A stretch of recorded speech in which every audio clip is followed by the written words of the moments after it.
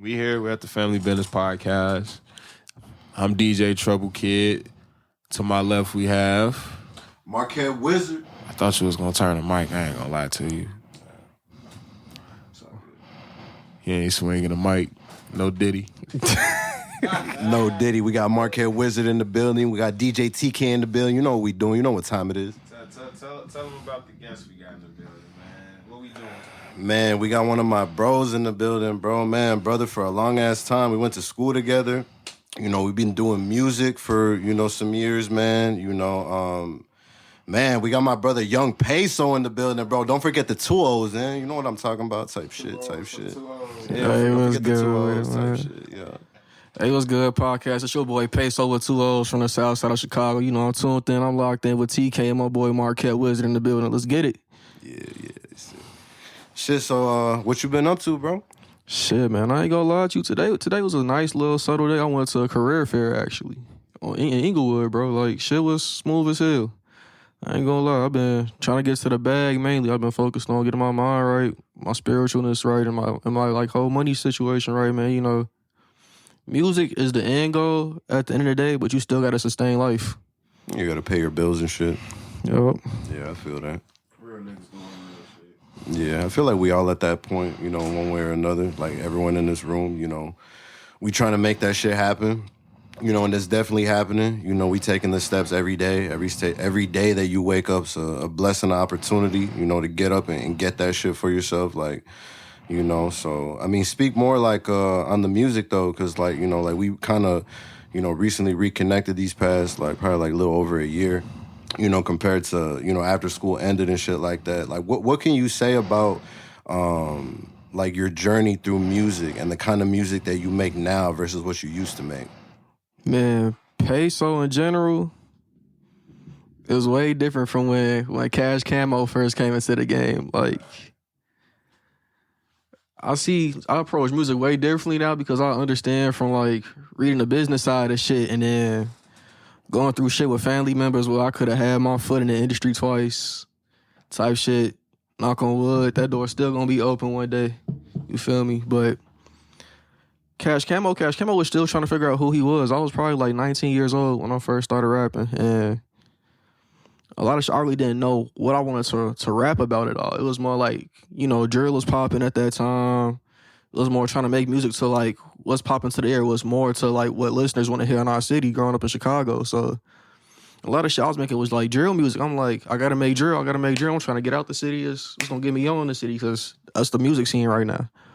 But as I got older, I'm like, I got real situations going on. And listening to Juice WRLD. Juice WRLD was probably one of my biggest inspirations. Not his sound, but based off the shit he was actually rapping about.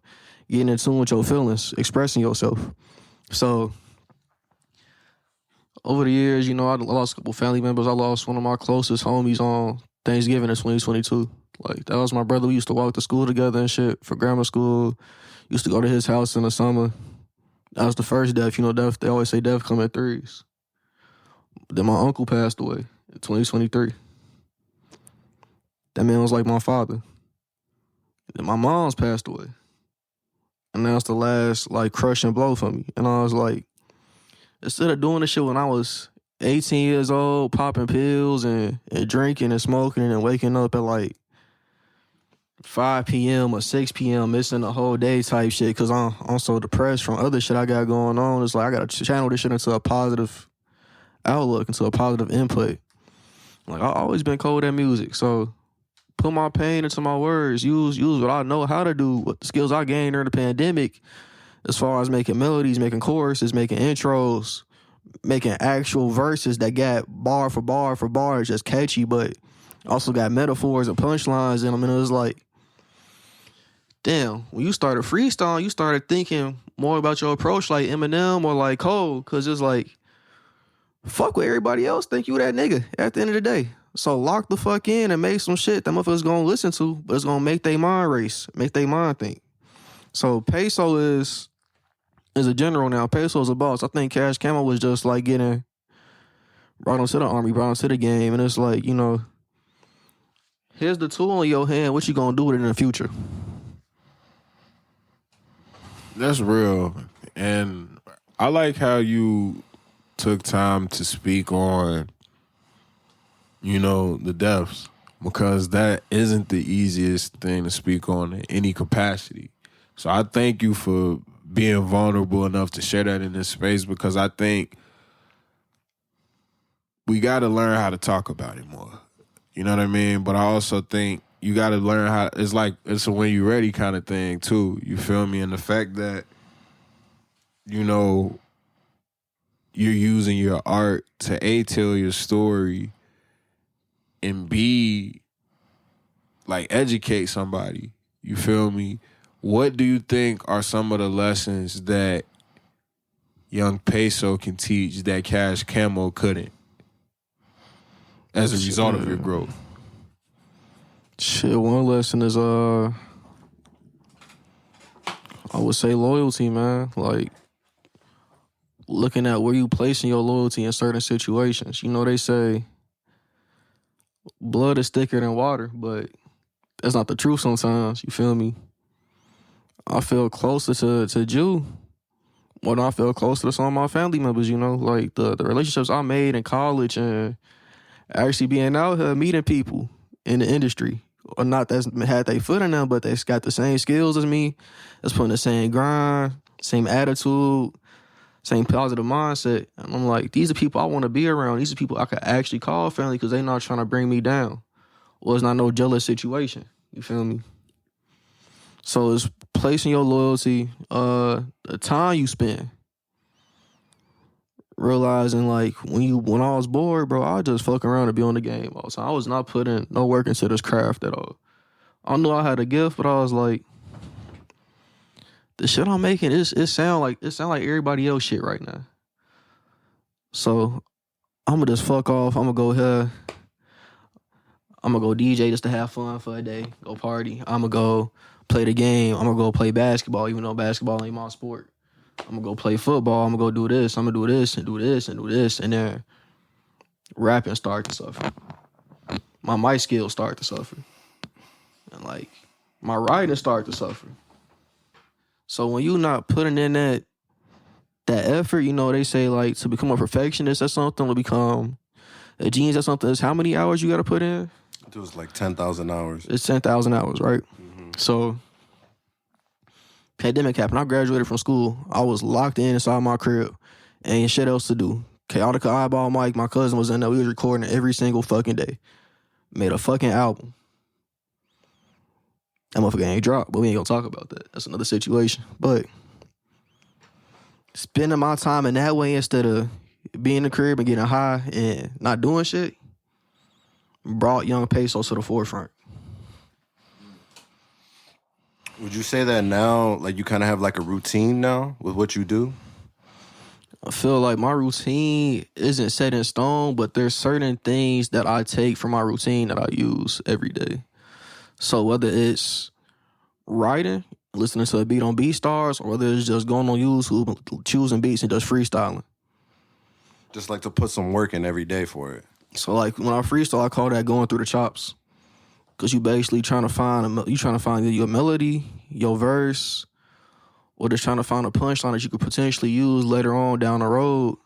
And that's what I just started to do now. Like, you done see me freestyle in the club before, type shit. When I was listening to other people's songs and shit, and I was like, damn, if I had that beat, I would have killed their ass on that song. Or if I had Drake beat, Drake wouldn't be around. And that's how this picture. You gotta picture yourself as being at the top at the end of the day.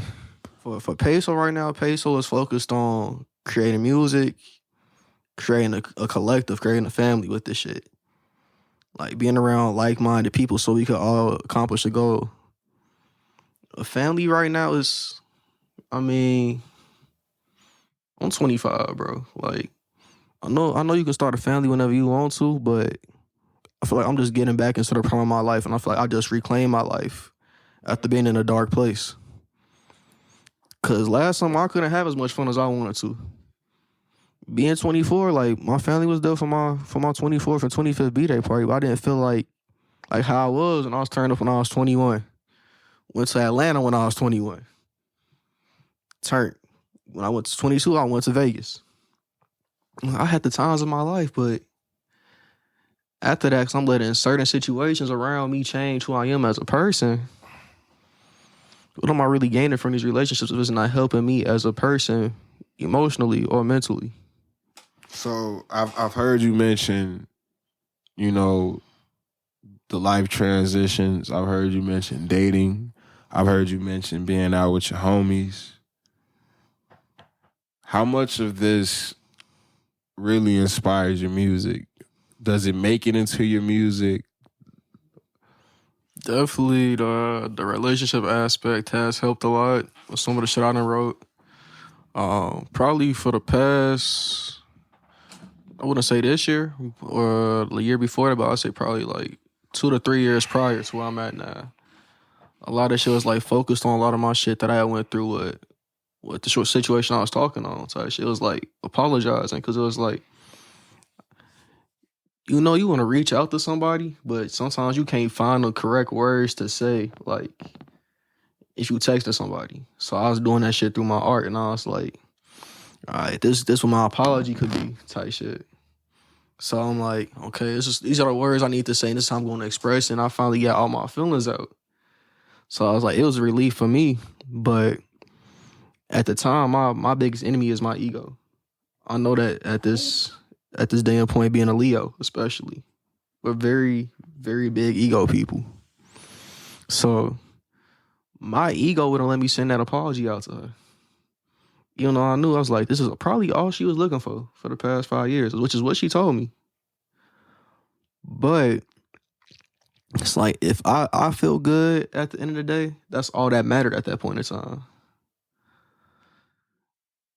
It was self-fixing versus trying to fix an actual situation. And sometimes fixing ourselves is what we need the most at a certain point in time. But when it comes to the relationship aspect, if you did something wrong to somebody, you got to realize you got to fix that situation regardless. Where's the balance? Like, when it comes to a relationship, there's just, you know, like there has to be, you have to consider the other person, like he was talking about with the other shit. But I could understand why there might be resentment, like you were saying, on both sides. It's like, if y'all willing to come together, then you can make something out of it. But like you said, like because of ego, like you didn't want to send it, or like pride, or like whatever, like you still feel that way now? So I did actually end up sending her like 2 of the songs I wrote for her. And she literally said when she read the first song, she cried because she instantly knew who the fuck I was talking about. Like, it was so many bars. Like, if you read that song, I don't think I got that song on my phone no more because I got so pissed off with her this year. But literally the bars are talking about our situation from 17 to probably about us being, say that 19, 20, we start fucking with each other. For real, on a serious note. So I think she when she finally got that, she finally understood where I was coming from for those years and why there was so much resentment. So I'm like, I'm trying to remember what I said. I said, why we always used to argue and I hate you the most? Sorry, I'm too honest, hope you moving on. That's how I felt at that point in time. Type shit. But it was another bar, like, why they always in our business? They ain't got no lives. We had hella people in our relationship trying to tell us what to do when we was kids, bro. Like just trying to push you in different directions, like hearing like what was going on and be like, oh, you feel like this or that or whatever. Mm-hmm. And I feel like that's still what kind of fucked our shit up. I mean, we didn't try to make shit better this year, and I mean, like, shit was getting better, but Peso is still the same old Peso sometimes. Like, I stepped out, did some fuck shit. Even though we wasn't technically together, but we was claiming that we was together type shit. Right. That was my fault for saying the words exclusive. And I'm still trying to figure out, like, I mean, I ain't had no, like, real relationships. I done had flings, bro. Like, I try not to be in relationships based off, like, the shit I seen growing up. I never saw, like, what a happy marriage was type shit. Yeah, me neither. So it was like, I always see my grandpa, my grandma argue, my pops wasn't around. My uncle had children by multiple women. And that was my father figure. And then my cousins, because I didn't have time to be around my actual siblings because of the way my father was moving, you know. They'll show me the same shit. You get this many women to have a good time. Fuck everything else. Care about yourself at the end of the day, because all you got is yourself. And that's what you could depend on. But it's some real genuine ass women out here that you gonna find. Facts. And that Shout out shit Penny. come damn near like once in a lifetime, I'm not gonna lie. And this might have been one of the most genuine women I've had in my life. Cause she still try to do shit for me and help me out. But it's like, I think her story in her with her. Like, I feel like you ready to be a wife. I'm still out here ready to be lit, focusing on getting my stability. Just cause you stable don't mean that I'm stable. Right. You don't think that you can make it work even with that? You don't think that she'd be able to kind of go along with the things that are coming with what you're going after? Well, first, sometimes it feels like it's a compromise, but I can tell based off her energy and knowing her for so long, because her mom literally called me her skin. Like, that's how much I know this girl type shit. I just feel like... Might not just be the right time, you know? Like, I don't know. Like, do you think she would wait for you? Not this time around. No. She said she's already waited those 5 years. So it's like, but my thing is still like... But there's two sides to that, though. Yeah. Because she had... Truth be told, she had a nigga that was like the complete opposite of me. Money making, had tons of money based on his family type shit, pharmacy tech, going to the medical field, all types of shit. Mm-hmm. You know me, I'm a creative, bro. Like, I'm a creative, chewing through whatever I do, versus whether it be audio recording, audio editing, us gaming and being on Twitch some days type shit. Like, I just love expressing myself and having fun, and that blue collar work field or being a white collar worker, that shit not just for me. Like, I found that shit out when I was 17. I had an internship at the Cook County Clerk's office, bro. Mm-hmm. Like, how creative I am as a person, like, sitting in a cubicle, that shit kills me. That shit drains me. And I respect the people out there that do that shit, because that's a grind. You get in the bag regardless. It just wasn't for you, though, based on who you were as a person. Bro, being at 17 years old, being in that office, being in the cubicle, being around government officials, bro. Hey, wait, what you think about that? Speak on your experience. I got words, shorty. See, when you downtown and you literally Come where the voter registration shit come through, bro. Come on with it, bro. And you see how like they register like all districts in the city for shit, bro. Like the telemarketer shit, what they call an old person house or a black person house, they only do that shit once, bro. They tell you to make sure you do that shit one time. For you see like a Caucasian name or an Indian name or another race, call them back multiple times, even if they hang the phone up on you. Still try to get them registered. Man, that's some shit. That's some shit. But I still value the experience, because being a communications major, which is what I chose to be when I got into college, like, I had that experience from like helping them run their social media campaign for getting people registered to vote. So when it was my turn to go to the V103 block party and shit, I was making sure there was black people's images being put up there and their reasons for voting. And I ended up meeting Emmett Till's like aunt when I was there, bro. And that was probably one of the craziest life experiences I've had, bro. She was like, how old are you out here getting people registered to vote? I'm 17. She said, you're not even 18 yet, baby. And you understand how important it is. You understand what one of my family members went through. And I was like, you resemble somebody. You look familiar. She told me. Emmett Till was my nephew. I kid you not, bro. To be that close to history at 17 years old, doing something for our people, trying to get them vote, even though the 2016 election was a piece of shit, because our vote really doesn't matter at the end of the day, unfortunately. If you understand how the electoral college works, right, our shit really don't fucking matter. Because still at the end of the day, it's the Supreme Court and all the other constitutional pieces up there, and with DC picking who they want for president. Because popular vote, sometimes it helps them sway, yeah, you know what? This person might have as many electoral college votes, but if we sway this here and we recount here, we take a vote away from here or there, then our agenda could be accomplished. So I'm like, I understand people fucked with Bill Clinton a lot back then, but it's a lot of shit that Bill Clinton did that fucked us over and set us back as black people. It's a lot of shit that Reagan did that fucked us up, especially fucked all minorities up and set us up as people in the country. We see in prison, like, it's what, how many black men and how many Hispanic men locked up? It's all brown, all shades of brown in the prison facility that's slaves to this country, because all it is, it's another form of slavery. They getting paid that rate's probably like 25 cents to the dollar to an hour, bro. So they not making shit. But they making shit for everyday products that Americans use. They making toothpaste. They making license plates. They making garbage bags. They making all types of shit that we use. Shit. The Walmart brothers founded like, and they fund like private prisons, bro. Facts, I didn't hear about that. The Koch brothers fund private prisons. The nigga that made Home Depot. See, you know what's dope? Like how we got to talking about internship, but how it kind of revealed this passion for politics that lives in you.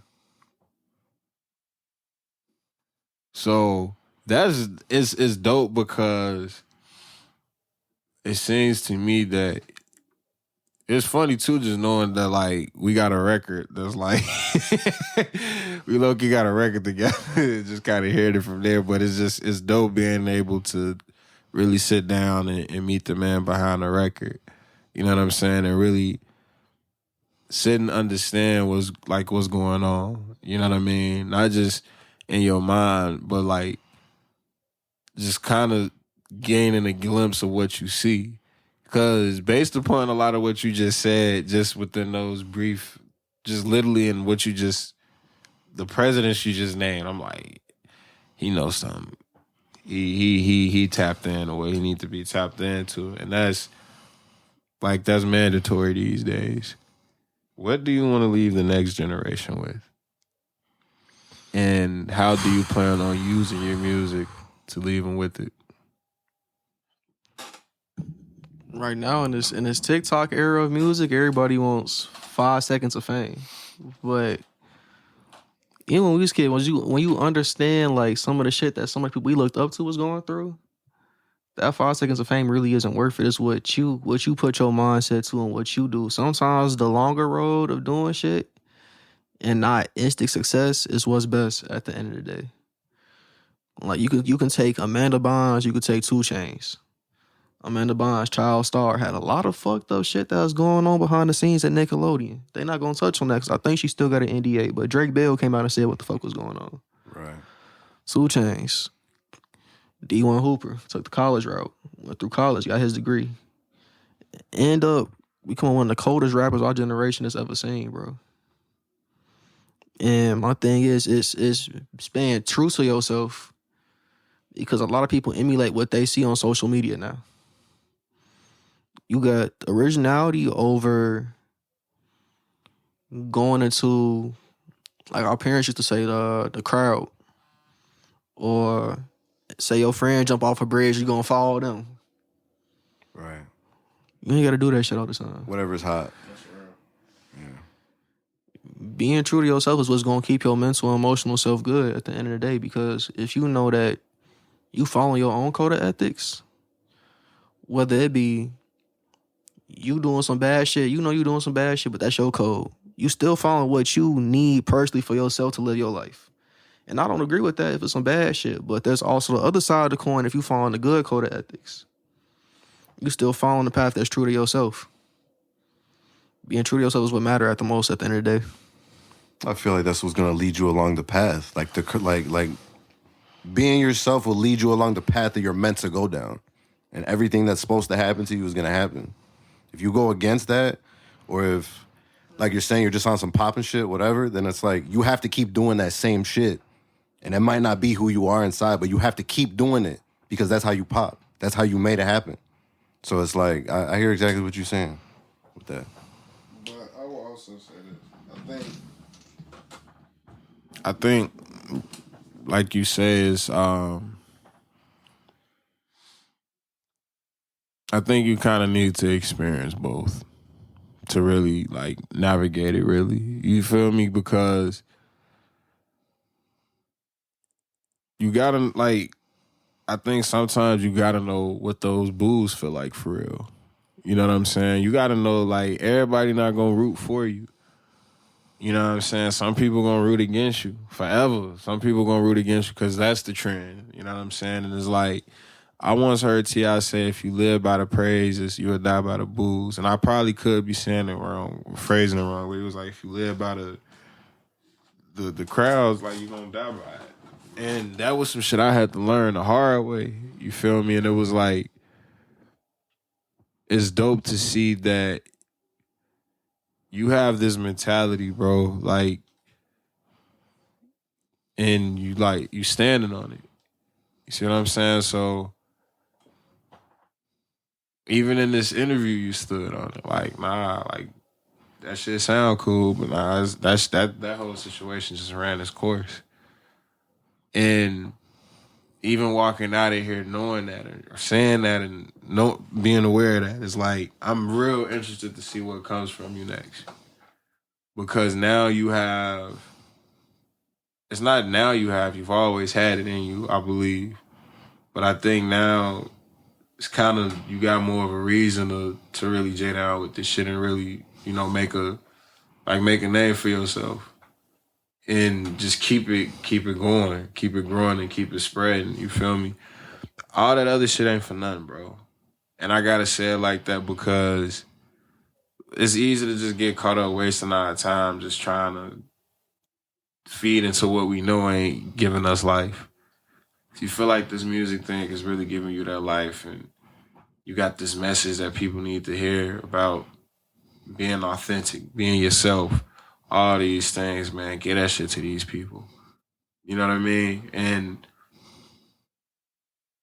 that's the dope part about just being like sitting here and doing this. You know what I'm saying? A lot of the times these interviews go different because we dealing with guys that sometimes we deal with guys that have years of content out. You know, in this case, it's different. You know, we have the luxury to watch you grow and to see what you do from here. And I'm honestly very fucking excited to see it. You know what I'm saying? Bro has been speaking very highly of you for a long time. And it's been times where I'm like, man, like, hey, bro, like, what we doing? Like, you know, and bro has always been very adamant on like, nah, bro, like, he good people. Cause I naturally just like, I'm not really a social guy for real. Like, I think I have to be social because of the work that we do, of course. But I'm really like, I like staying on myself for real. So I automatically just be like, nah, I don't care who it is, nigga. Nah.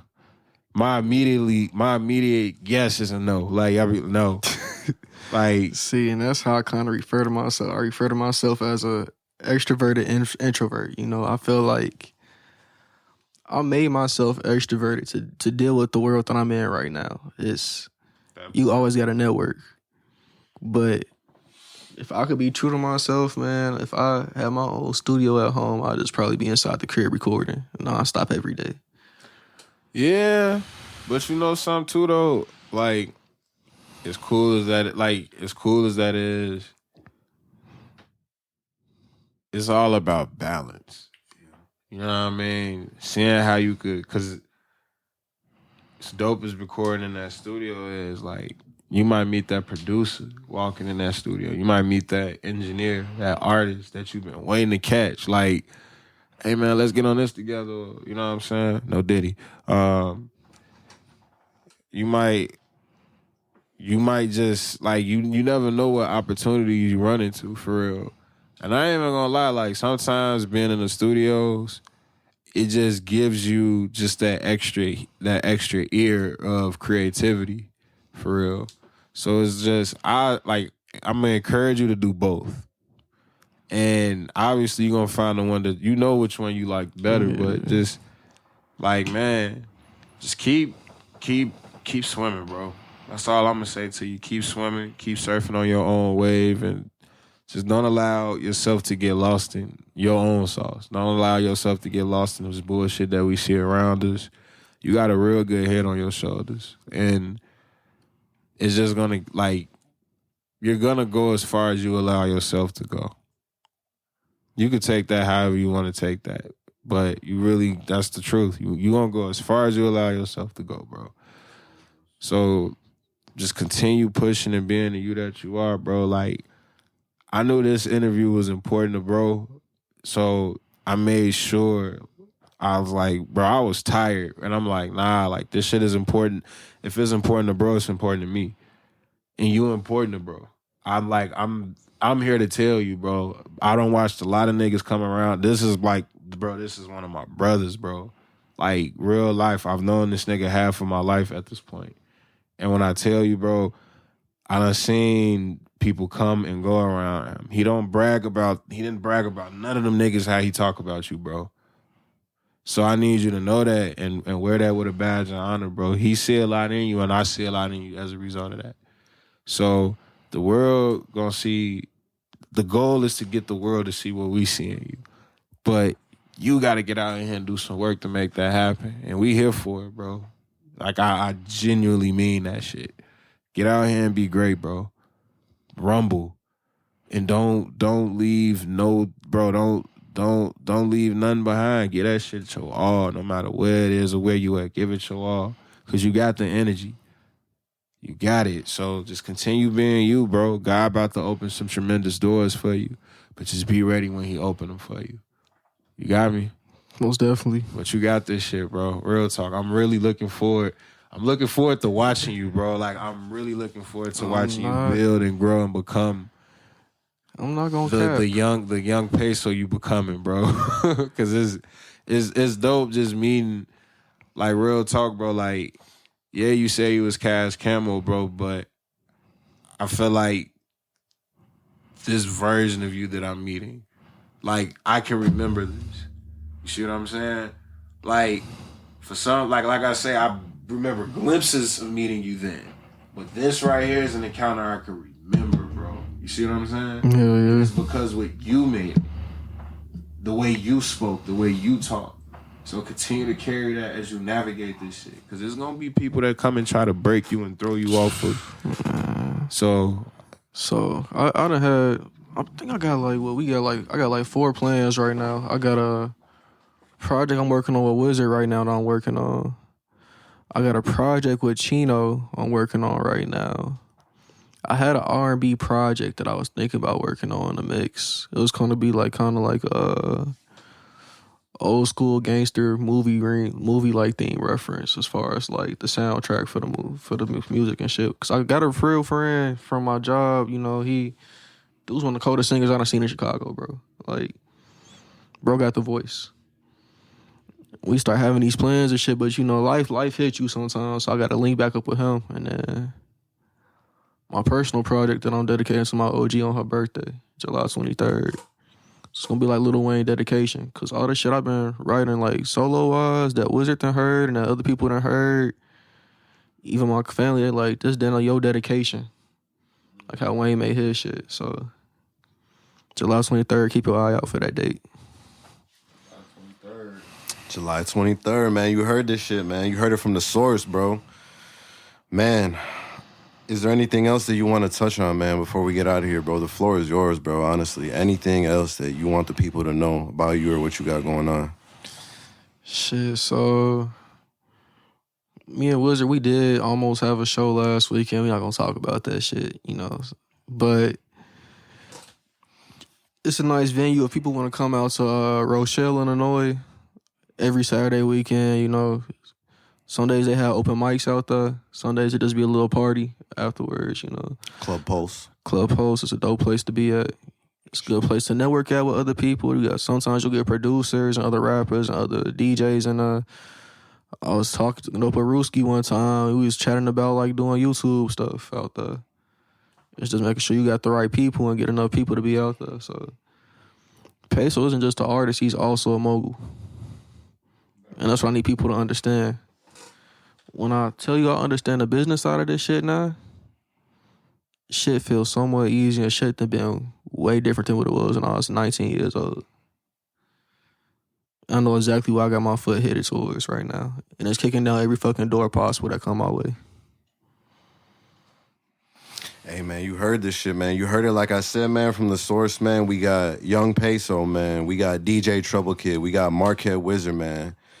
Until next time, yo, we out of here.